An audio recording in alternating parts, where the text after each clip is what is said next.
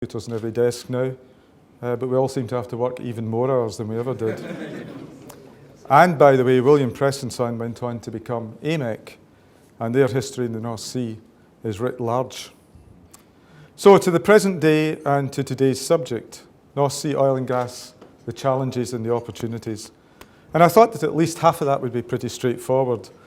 After all, this sector is full of challenges, and many of them are quite daunting.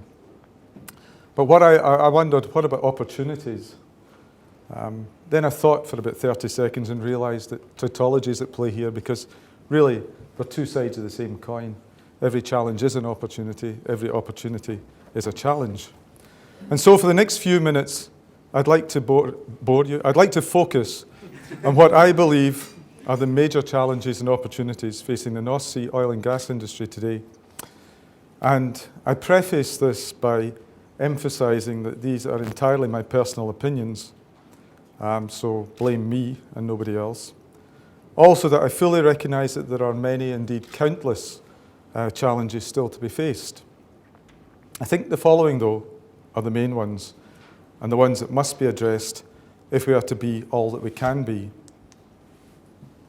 So first and foremost, image. We have to deal with a number of image issues. There are far, far too many people out there in Britain who believe that the North Sea oil and gas sector is low-tech, old-fashioned, dirty, dying, and costly. And nothing, in my opinion, could be further from the truth. And the industry has clearly not done enough to publicise all the good it does. So, and I promise this is the only time, but here are a few facts. Oil and gas today provides 73% of the UK's primary energy requirements. That's heating, electricity, and transport. And the North Sea provides half of that demand.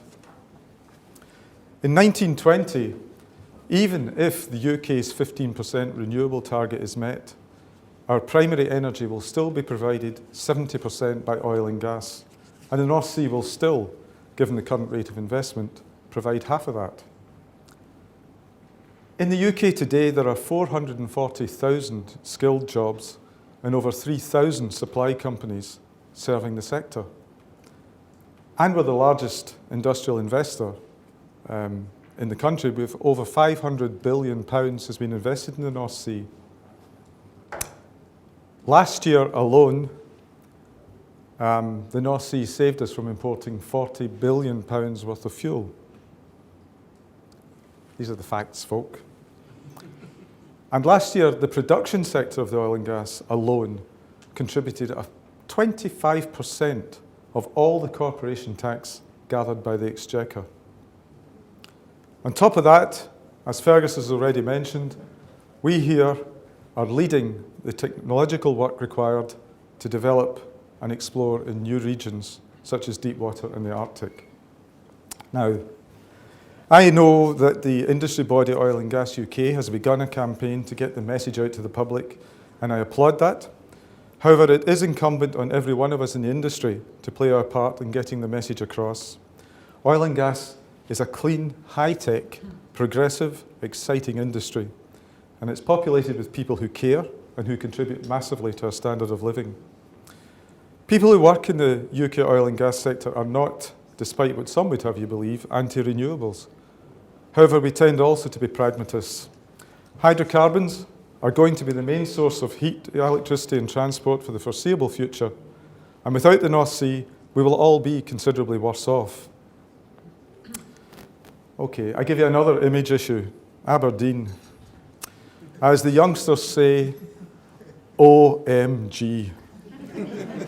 Donald Trump, the Third Dawn Crossing, the Western Peripheral Route, Union Terrace Gardens, the new football stadium. What are these stooshies? Whatever they are, I despair. This city we live in, it needs to wake up to the fact that competing favourably with Inverness and Dundee just doesn't cut it. As the oil capital of Europe, the challenge is to compete with Houston, Singapore, Melbourne, and the likes.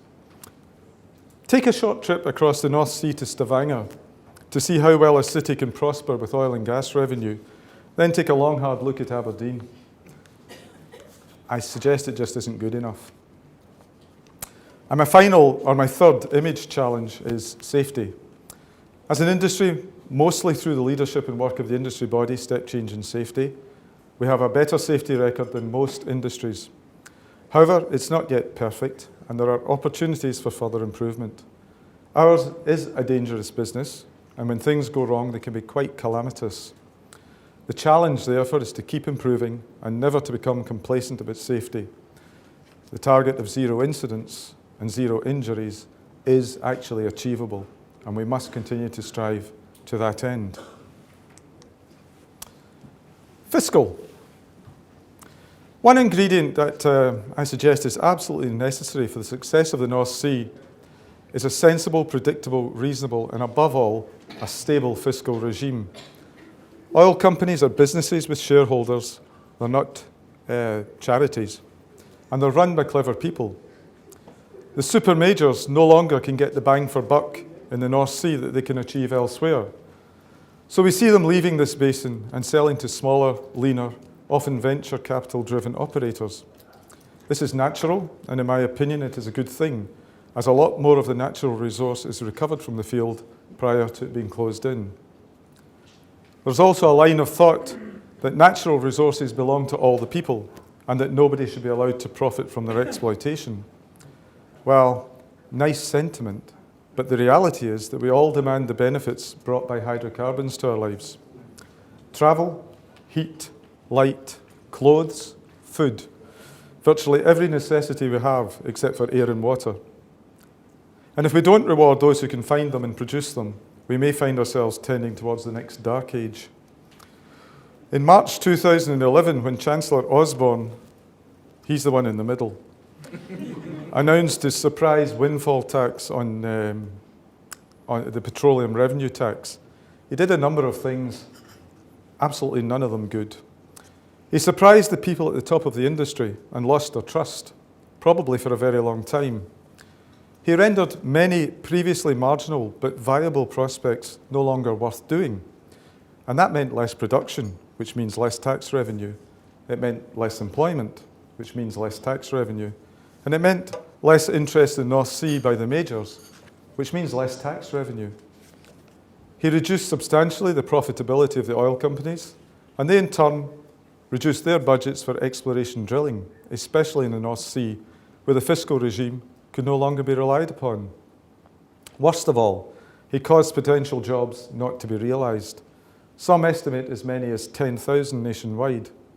The industry, I have previously mentioned, supports 440,000 jobs across every corner of the UK. In the years from approximately 1990 to 2005, the entire industry was very remiss in recruiting people. Perhaps there was just too much belief in the going out of business myths, or perhaps we were just being overly protective of our own positions. Who knows?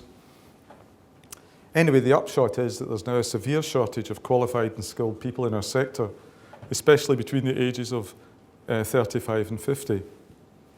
Excuse me. The highest estimate I've seen suggests that the North Sea industry requires to recruit 120,000 new entrants over the next 10 years. That's 1,000 a month for 10 years. Now, whether this is high or not, the challenge is clear. We need many more good people. At Apply Ultra, we pride ourselves that we give people from other industries the opportunity and training they require to convert to oil and gas. This industry is great to work in, it pays well, it offers security, excitement and challenge, and opportunity and diversity of experience. So spread the word, folks, please. There are a number of infrastructure issues to be talked about, and one I'm not going to talk about is ageing infrastructure, because actually I think that we've got that in hand. I think our engineers are covering that one quite well. But the one I think that needs corrected most quickly is this. The North Sea has an existing infrastructure, that's pipelines and installations put in place over the past 40 years by the major oil companies. And I believe that most of these assets have paid for themselves many times over long ago. There are also now a significant number of marginal fields owned by new entrant smaller oil companies. And these companies need to produce, process and deliver their product to shore using the existing infrastructure? Why build a new expensive pipeline, for example, when one already exists? The infrastructure owning companies continue to demand tariffs that are unnecessarily high and that on occasion are sufficient to render the economics of the small field exploitation unviable. Now, how crazy is that? Whether by legislation or preferably by a common industry approach, the challenge and opportunity is to make existing infrastructure available at sensible costs to the smaller operators. And then there's decommissioning. OSPAR, rather grandly and perhaps a little naively, required that the North Sea be put back to exactly how it was before drilling took place.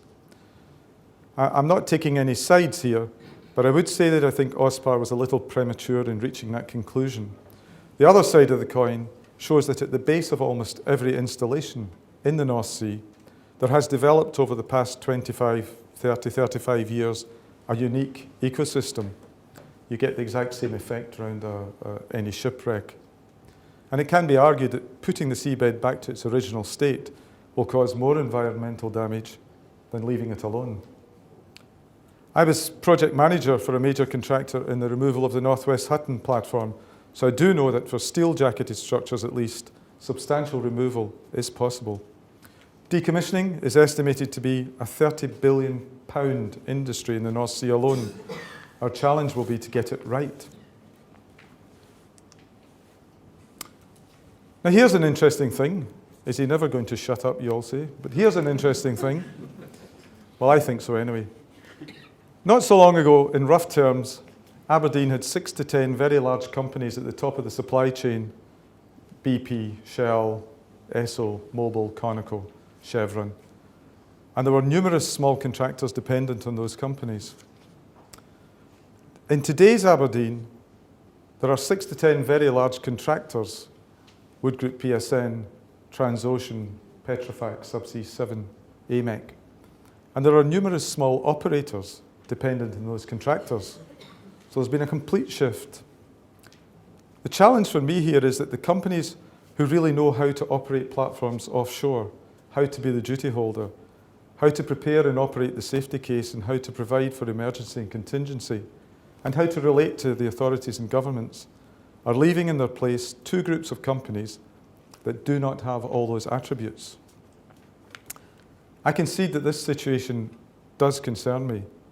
In the unlikely and unthinkable, but not impossible event of another Piper Alpha or a Macondo-type incident, what will a contracting company or a venture capitalist have in reserve to cope? I think it's very important, therefore, that at least in some form, the super majors and the majors remain tied to and accountable in the North Sea. Well, this bit's not particularly clever, and it's certainly not new, but it's a challenge and it's an opportunity. Back in 1849, a hero of mine, Mr. Micawber from Charles Dickens' Copperfield, famously said, "A piece of advice, Copperfield. Annual income, £20. Annual expenditure, £19, 19 shillings and 6pence. This is old money. Result, happiness. Annual income, £20. Annual expenditure, £20, 0 shillings and 6pence. Result, misery. The blossom is blighted," he said. "The leaf is withered. The god of day goes down upon the dreary scene, and in short, you are forever floored." My own dad was fond of quoting this to me when I was young, which perhaps explains something. And I in turn have both lived by it and advised others of its simple truth. I use it to manage and direct at Apply Ultra, and I genuinely believe the world could have avoided its current economic woes had it listened to Mr. Micawber. We in the North Sea oil and gas industry need to heed the message. We're growing ever more expensive. Average operating costs per barrel are now around $18, and the total cost to produce a barrel of oil equivalent in the UK is around $50. Now, to put that in perspective, in Saudi, total operating costs are still about $6, and even in the USA, the most expensive is about $31. I've lived through more than one cycle where the gap between cost and revenue all but disappeared, and we should guard against that happening again. If we get too expensive, the blossom will indeed be blighted, and we may well be forever floored. As I've already stated, I'm not a technical person, I'm more of a generalist. And I stand in awe of those in our industry who truly innovate, those engineers who follow in the footsteps of the greats and provide new methodologies and systems to exploit ever more difficult regions. A significant future for the North Sea oil and gas industry lies outside of the North Sea, west of Shetland and further afield, worldwide in fact. As the seas get deeper and locations more remote, as reservoir temperatures and pressures get higher, as oil gets ever more viscous and shale gas and oil become more viable, it is here in Aberdeen where much of the best thinking will occur. We have a fantastic heritage here in Scotland. Telford, Watt, Stevenson, Logie Baird, Clark Maxwell, Fleming, Kelvin, McAdam, Dunlop. The list is long and it's proud. We have the companies, we have the universities, the facilities, the people, engineers, and the will. The opportunity is vast, and Aberdeen can and must stay central to worldwide oil and gas innovation as the places and conditions in which we find our hydrocarbons get ever more challenging. At Apply Ultra, I am lucky enough to have around me some of the best engineering brains in the industry, and Ollie. From process and chemical engineers, through structural analysis specialists, through instrument and controls and electrical and mechanical and other specialists, I like to think that we do our bit to ensure that superb, innovative engineering is alive and well in the industry. So in summary, what I like to think is that I have developed over nearly 4 decades an ability to understand the issues, to recognize that we have a great industry, to see the bigger picture and to be excited about the work still to be done. Most of all, I've come to understand that it's all about people. There's not a single company, asset, ship, machine, building, computer, or spanner that works without someone, some engineer, making it happen. So to all you engineers and aspiring engineers out there, you are